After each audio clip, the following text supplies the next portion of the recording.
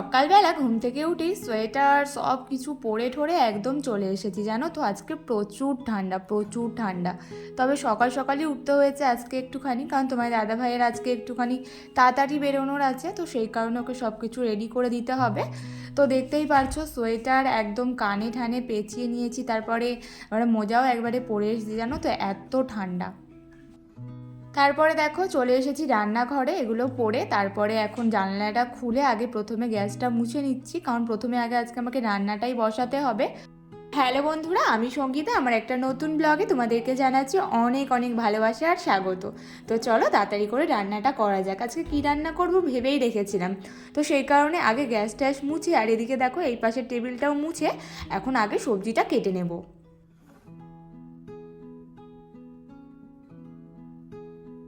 দেখবে যখন অনেক সবজি একসাথে আনা থাকে না করে, তাহলে কিন্তু আমাদের একটা চিন্তা বেঁধে যায় যে কি রান্না করব, কালকে উঠে কি রান্না করব। এটা কিন্তু একটা বড় সমস্যা, আমার তো খুব ভাবনা চিন্তায় পড়ে যাই আমি। আর সবজির ভিতর তেমন একটা কিছু ছিল না, ফুলকপি ওই বেগুনটাই ছিল, তো ভেবেই নিয়েছিলাম যে ফুলকপিটা যখন অনেক দিন ধরে রয়েছে, তো আজকে ফুলকপির তরকারিটাই করে নেব। আর করব ওই যে একটু সাথে বেগুন ভাজা। আর রাতে যদি কিছু লাগে তাহলে সেটা করা যাবে এখানে। আর মাছ ছিল ফ্রিজে, তবে কি বলো তো, মাছটা আর করছি না, এতদিন ধরে এত রিচ খাবার খাওয়া হচ্ছে, তো সেই কারণে ভাবলাম আজকে ফুলকপিটাই করে নিই।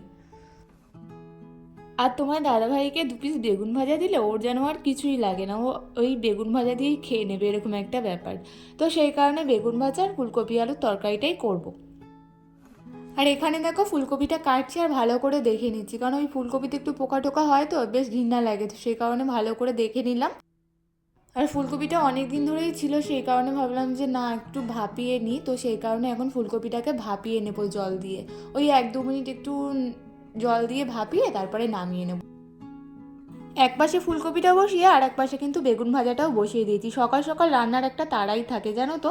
এই যে তোমার দাদাভাই যেদিনটা একটু তাড়াতাড়ি যেতে হয়।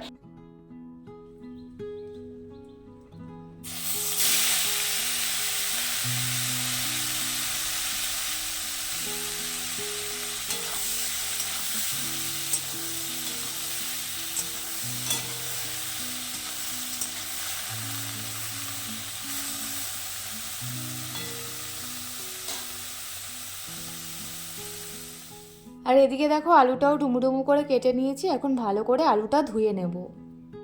আর মামামের জন্য 1 পিস মাছও ভাজা রাখবো, একটু আলু সিদ্ধ দেবো, আর ওই যে আজকে ফুলকপি আলু তরকারি করছি, এটা দিয়েই মামামেরও হয়ে যাবে।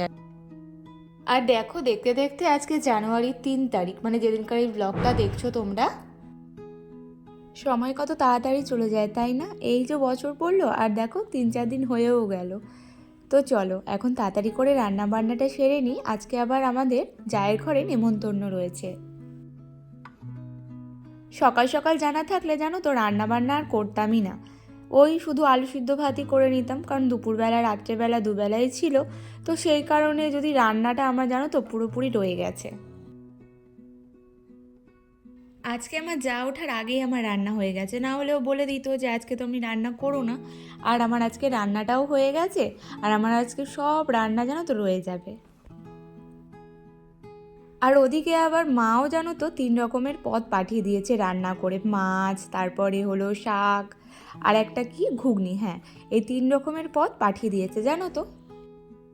আবার তোমার দাদা ভাইও বললো যে রান্নাটা না করলেও হতো, দেখো এখন বলছে তাড়াতাড়ি যেতে হবে না।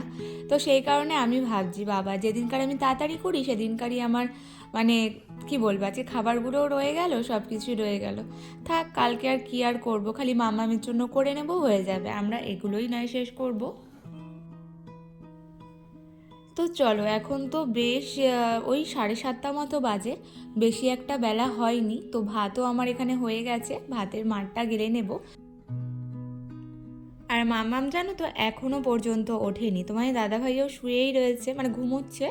তো ওই তো বললাম না আজকে একটু আগে আগেই উঠে গেছি, আর এদিকে আমার তরকারিও হয়ে গেছে, সবই এখন নামিয়ে বাসন টাসন যা আছে ধুয়ে রান্নাঘর পরিষ্কার করে ঘর রান্নাঘরটাও মুছে নেব।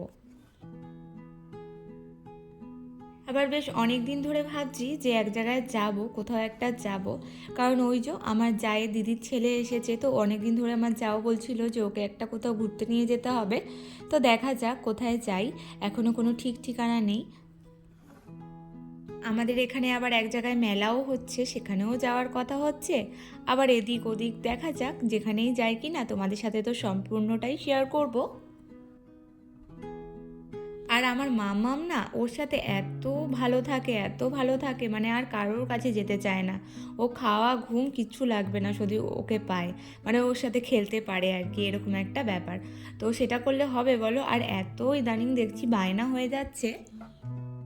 হয়তো মামামের এই বয়সটাতে হয়তো বাচ্চাদের এরকমই হয়, খুবই বায়না, খুবই জেদ। আগে এতটাও ছিল না, তবে এখানে আসার পর যেন খুবই বাড়বাড়ন্ত হয়ে গেছে।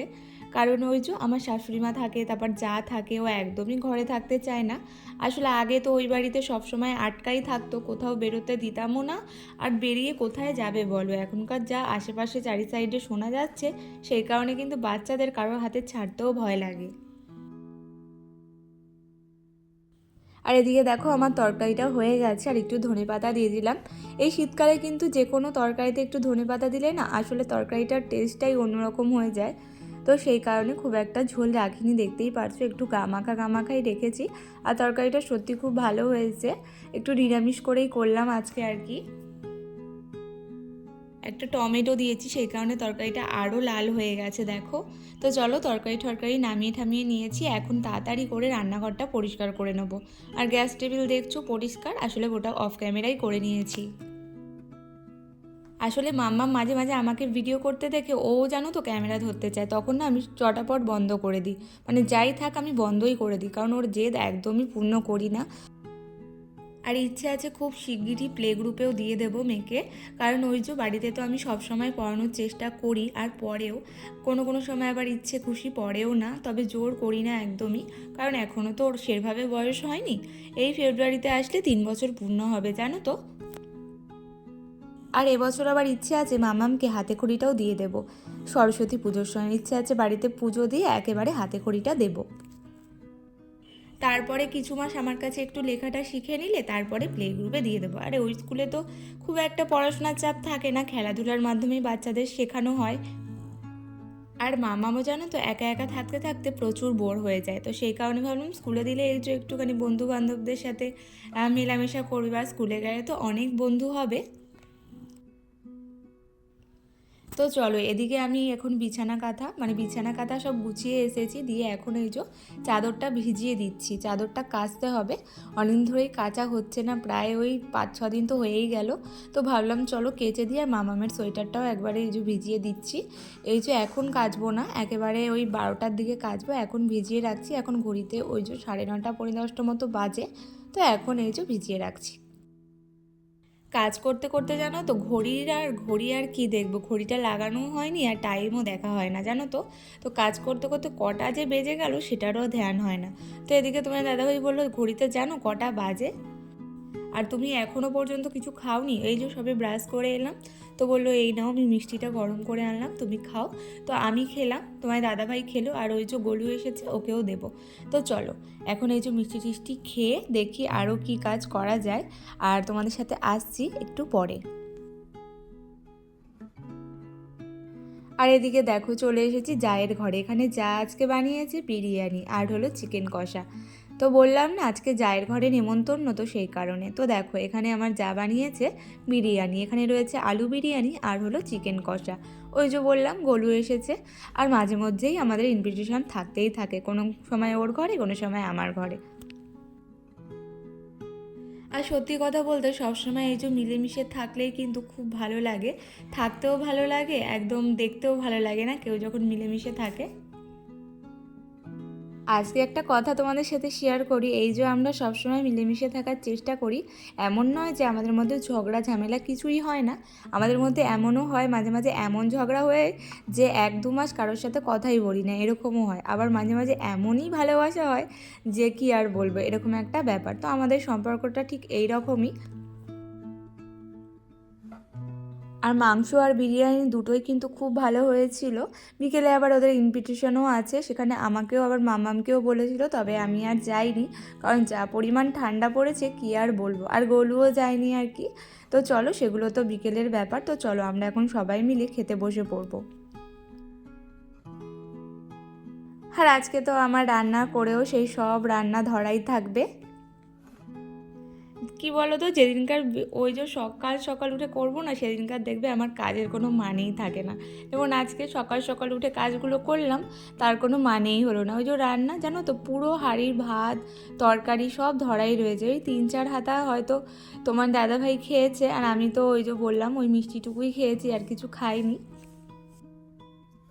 তো চলো, এখন হলো সন্ধেবেলা, সন্ধে বলবো না, ওই 7টা মতো বাজে, 7টা 7:30, কি আর বলবো। তো যাই হোক, এখন চলে এসেছি, একদম পাগলের মতোই চলে এসেছি। তোমার দাদাভাই বললো চলো একটু তাড়াতাড়ি চলো, দেখো আমাদের মাঠে কত সুন্দর করে লাইটিং টাইটিং করেছে, সাজিয়েছে। তো সেখানেই চলে এসেছি। দেখে মনে হচ্ছে না ক্রিসমাস স্পেশাল, মানে ক্রিসমাস সেলিব্রেট হচ্ছে, তবে না, আমাদের এখানে একটা অনুষ্ঠান হবে স্কুল মাঠে। আর এটা কিন্তু একদমই আমার ঘরের পাশেই, তো খুব একটা দূরে যে নয় সেটা নয়। তো সেই কারণে নাইটি পরেই চলে এসেছি, আর দেখতে পাচ্ছ পুরো ফাঁকা আর এত ঠান্ডা। আর এটাই যদি গরমকাল হতো, মাঠে কত লোক থাকতো জানো হাওয়া খাওয়ার জন্য। আর এখানে এসেছে দেখো বড় বড় কড়াই, এই কড়াইতে কি হবে বলো তো, রবিবার দিন খাওয়া দাওয়া করানো হবে পুরো সবার পাড়া জুড়ে। তো হবে হলো ডালিয়া, আসলে এখানে হবে অনুকূল ঠাকুরের একটা অনুষ্ঠান, এই প্রথমবারই হচ্ছে এটা এই মাঠে, মানে আমাদের এই মাঠে প্রথমবারই হচ্ছে। আর সেই কারণেই এত বিশাল আয়োজন। আমার মাম্মামকেও নিয়ে এসেছি, আর মাম্মাম এখানে এসে যা মজা করেছে কি আর বলবো, ওর গোলু দাদাকে পেলে বললাম না, আর কাউকেই লাগে না। আর এখানে দেখতে পারছো, এখানে এই জিনিসটা লাগিয়েছি, এটার মাধ্যমেই নাকি রান্না বান্না হবে, এখান থেকে গ্যাস ট্যাস হবে হয়তো, যাই হোক এটার মাধ্যমে এখানে উনুন ফুনুন করা হয়েছে, এটার মাধ্যমেই রান্না করা হবে, তবে বুঝতে পারছি না জিনিসটা না দেখা পর্যন্ত। তো চলো, এখানে দেখো খুব বড় এলাকা জুড়ে কিন্তু প্যান্ডেলটা করেছে, আর তোমার দাদাভাই আমাকে বলছে তুমি হাতগুলো এরকম কুকড়ে মুকড়ে নিয়েছো, তোমার কত ঠান্ডা লাগছে। তো আমি বলছিলাম না গো, আমার খুব ঠান্ডা লাগছে, ঠান্ডার মধ্যে একদমই আমি স্টাইল দেখাতে পারবো না, আমার খুবই খুবই ঠান্ডা লাগছে। আর ওদিকে তো মামামকে একদম মোজা টুপি সোয়েটার সব কিছু পরিয়েই এনেছি। আর ওদিকে তোমার দাদাভাই গেল একটুখানি পাপড়ি চাট কিনতে, মানে যাবে আর কি, তো সেটা খেয়ে তারপরে আমরা বাড়ি যাব। আর আমার যারা গেছে সেই জন্মদিন বাড়িতে, তো সেখান থেকে এসে মানে ওদের আস্তে আস্তে একটু লেটই হয়ে যাবে, তো গোলু আমার কাছেই ছিল ততক্ষণ। তো এখানে হয়েছে, আমরা তাই বললাম যে আমরাও একটু ঘুরে আসি, মানে এই তো মাঠ থেকে। তো মাঠটা দেখতেই পারছো কত সুন্দর করে সাজিয়েছে, আর কতটা বড় এলাকা জুড়ে মাঠটা। তো ফাইনাল লুক তোমাদের সাথে দেখিয়ে দিলাম। আর একটার পর একটা গাড়ি এসেই যাচ্ছে জানো তো, আর একটার পর একটা বড় বড় গাড়ি জানো তো এসেই যাচ্ছে। এই যে যেমন একটা ছোট একটা গাড়ি এলো, এরপরে লরি ঠরি সব আসতে শুরু করেছে জানো তো। তো দেখো, দেখে তো খুব ভালো অনুষ্ঠানই হবে মনে হচ্ছে, বড় সড়ো। তো যদি আসি তাহলে তো অবশ্যই তোমাদের সাথে শেয়ার করব। তো চলো, আজকের জন্য ব্লগটা তোমাদের এতটুকুই রাখছি। ব্লগটা কেমন লাগলো তোমরা কিন্তু অবশ্যই অবশ্যই জানাতে ভুলো না। আর ব্লগটা যদি ভালো লেগে থাকে অবশ্যই কিন্তু চ্যানেলটাকে সাবস্ক্রাইব করে দিচ্ছ। চলো, সবাই ভালো থেকো, টাটা।